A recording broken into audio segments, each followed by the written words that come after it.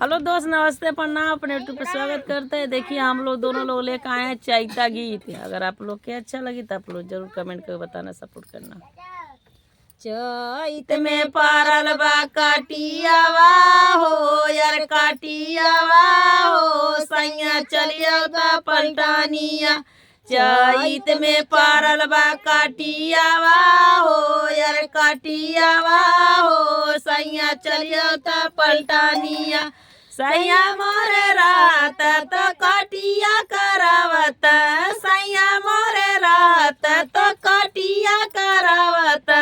चैत में पारल बा काटियावा हो यार, काटियावा हो सैया चलिया पलटानिया।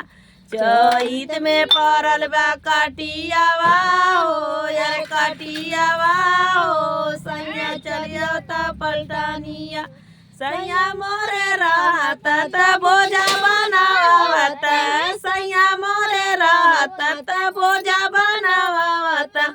चैत में पड़ल बा काटियावा हो यार, काटियावा हो सैया चलिया पलटानिया। चैत में पड़ल बा काटियावा हो यार, काटियावा हो सैया चलिया पलटानिया। सैया मोरे रात त दावरी धरवत, सैया मोरे रात त पाजवा धरवत।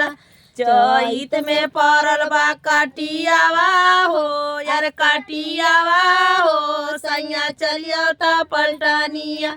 चैत में पड़ल बा काटियावा हो यार, काटियावा हो सैया चलिया पलटानिया।